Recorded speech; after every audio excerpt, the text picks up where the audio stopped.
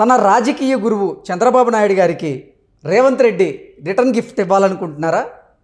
అందుకు అనుగుణంగా రానున్న ఎన్నికల కోసం ఆయన పావులు కదుపుతున్నారా అంటే అవుననే సమాధానం ఇస్తున్నారు కొంతమంది రాజకీయ విశ్లేషకులు. ఇక ఇదే అంశానికి సంబంధించి మనతో మాట్లాడేందుకు ప్రముఖ రాజకీయ విశ్లేషకులు కృష్ణకుమారి గారు మనతో ఉన్నారు. మేడంతో మాట్లాడదాం. మేడం నమస్తే. నమస్తే మేడం, తన రాజకీయ గురువు అయినటువంటి చంద్రబాబు నాయుడు గారికి రేవంత్ రిటర్న్ గిఫ్ట్ ఇచ్చేందుకు ప్రయత్నం చేస్తున్నారని, అందులో భాగంగానే మొన్న ఎంపీలందరికీ ఆయన ఇచ్చినటువంటి విందులో వైఎస్ఆర్సీపీ ఎంపీలు కూడా ఆ విందులో పాల్గొన్నారు. వైఎస్ఆర్సీపీ ఎంపీలకు రేవంత్ రెడ్డి ఓపెన్ ఆఫర్ ఇచ్చారని, ఒకవేళ గనక వైఎస్ఆర్సీపీ మీకు టిక్కెట్లు నిరాకరిస్తే మీకు టీడీపీ నుంచి నేను టిక్కెట్లు ఇప్పిస్తాను, ఒకవేళ టీడీపీ కూడా ఇవ్వకపోతే కాంగ్రెస్ నుంచి, ఆంధ్రప్రదేశ్ కాంగ్రెస్ నుంచి మీకు టిక్కెట్లు ఇప్పించి మిమ్మల్ని గెలిపించే బాధ్యత నాది అంటూ ఒక సందేశాన్ని పంపించారంటూ కూడా ఒక వార్త ఇప్పుడు సోషల్ మీడియాలో చక్కర్లు కొడుతూ ఉంది. ఏంటి మేడం ఆ వార్తలో వాస్తవం ఉందా అంటే ఏం చెప్తారు? ఇందులో సగం వాస్తవం ఉంది, సగం అవాస్తవంగా ఉంది అనిపిస్తుంది. వాస్తవం ఏంటి అంటే ఇవాళ రేవంత్ రెడ్డి కోపతాపాలకి ప్రతీకారం తీర్చుకోవటానికి అవుతుంది. ఇక్కడ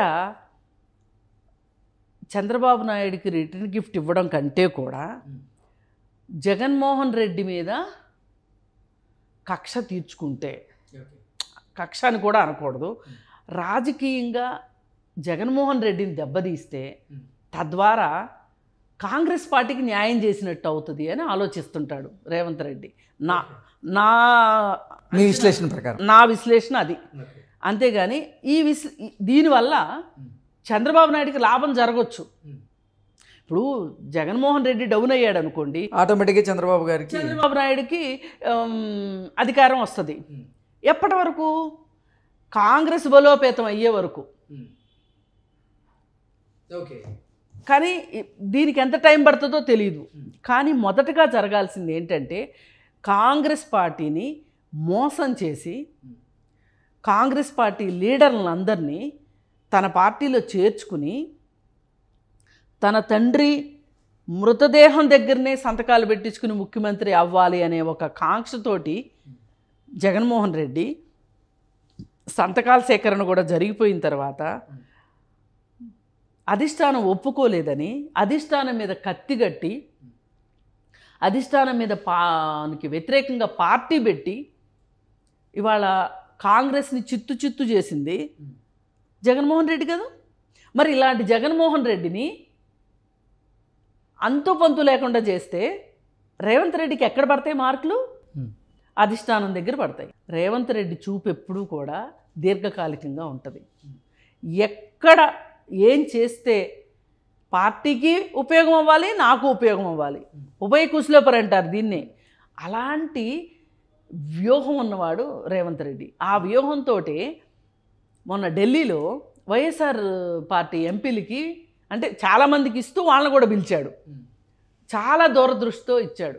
రేపంటూ జగన్మోహన్ రెడ్డి ఓడిపోతే మీరు షెల్టర్ లేదని బాధపడక్కర్లేదు, కాంగ్రెస్ పార్టీ ఉంది, నేనున్నాను, మీరు ఎక్కడికి వెళ్ళక్కర్లా, మీరేం బేజారు అవ్వక్కర్లా, మీకు రాజకీయ శూన్యత ఏమీ రాదు, కాంగ్రెస్ పార్టీ ఉంటుంది, డోంట్ వర్రీ అని చెప్పాడు. ఇది ఇప్పుడు ఈరోజు ఈ మాట చెప్పటం వల్ల లాభం ఏంటి అంటే ఈ తెల్లారి నుంచే వాళ్ళు నిజంగా గనక ఇది నమ్మితే గనక అక్కడ పనిచేయడం మానేస్తారు వైఎస్ఆర్ పార్టీకి. ఇది ఎప్పుడు మునుగుద్దో తెలియదు, ఇది మునిగే పడవ అర్థమైపోతుంది. తెలుగుదేశం గెలిచింది అంటే గనక జగన్మోహన్ రెడ్డి రాజకీయ జీవితం భూస్థాపితం అయిపోతుంది. ఇవాళ ఇక్కడ పదవి ఉండబట్టి 4 ఎంపీ సీట్లు ఉండబట్టే మోడీ ఈయన చూస్తున్నాడు, ఈయన వంక చూస్తున్నాడు. ఈయన వెళ్తే కనీసం కాళ్ళ మీద పడతానంటే కాళ్ళు ఇస్తున్నాడు. ఇదే అధికారం లేకపోతే కాళ్ళు ఇస్తాడా? కాళ్ళ మీద పట్టడానికి లేదు కదా. అందుకోసం వీళ్ళందరికీ కూడా కర్తవ్య బోధ అన్నమాట ఇది. ఒకవేళ రేపొద్దున వైఎస్ఆర్ పార్టీ ఓడిపోయి పార్టీ అంతు పొంతు లేకుండా పోతే వీళ్ళందరూ చెట్టుకొకరు పుట్టకొకరు అయ్యే అవకాశం ఉంటుంది. ఆ అవకాశం మీకు చెట్టుకొకరు పుట్టకొకరు అవ్వక్కర్లేదు, కాంగ్రెస్ పార్టీలోనే ఉండొచ్చు అనే ఒక హామీ ఇస్తే వాళ్ళకి జగన్మోహన్ రెడ్డికి ఓ అని చేత్కారాలు భరిస్తూ పనులు చేయాల్సిన అవసరం లేదు. అక్కడ ఒక ఎంపీకైనా అదే గతి, ఒక ఎమ్మెల్యేకైనా అదే గతి. ఎవరికి ఇంటర్వ్యూ లేదు కదా. ఇక్కడ కేసీఆర్ బాస్ చేసినట్టే అక్కడ కూడా అంతే కదా. దీనికి తోడు మర్చిపోయాను, భలే టైంకి పూర్తి చేశారు. అలీ ఒక స్టేట్మెంట్ ఇచ్చాడు,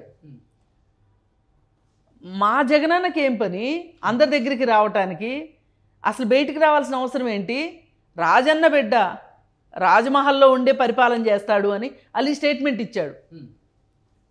దీని అర్థం ఏంటండి, జనాలు పనికిమాలినోళ్ళు, ఎమ్మెల్యేలు పనికిమాలినోళ్ళు, మంత్రులు ఇంకా పనికిమాలినోళ్ళు, ఎంపీలు ఇంకా పనికిమాలినోళ్ళు, వీళ్ళందరికీ ఇంటర్వ్యూ ఇవ్వాల్సిన అవసరం ఏంటి జగన్మోహన్ రెడ్డికి? అదే కదా అలీ ఉద్దేశం కూడా. ఈ చెంచాలలాగా వీళ్ళు ఉంటారు కదా బ్యాచ్, బూటులు దుడిచే బ్యాచ్, అది ఒక గొప్పతనమా అండి? ఇదేమన్నా రాజరికమా?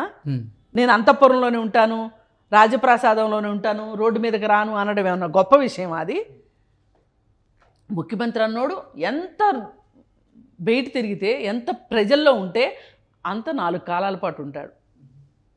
ఏం అధికారంలోకి వచ్చిందాక రోడ్ల మీద ఉన్నావు నువ్వు, అధికారం వచ్చాక రాజభవనంలో ఉంటానంటే రాజప్రసాదంలో ఉంటావు.